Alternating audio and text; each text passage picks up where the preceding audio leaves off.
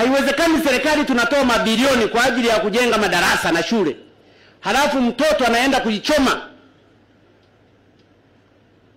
Nikamwambia watoto hao wote fukuza wote.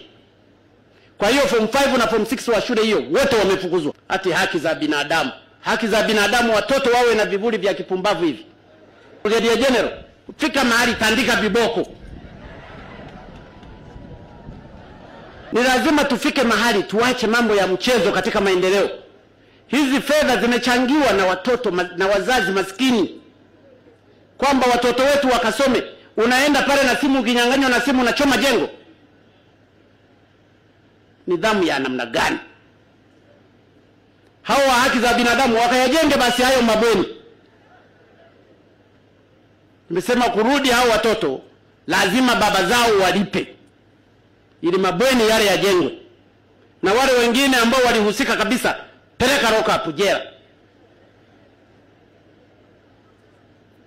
Ndugu zangu, nayasema haya sio kwamba mimi sina huruma. Mimi na upendo mkubwa. Tena mimi nimekuwa mwalimu, ninafahamu. Na ninawaomba wazazi na viongozi, muache haya mambo ya kusema akipigwa viboko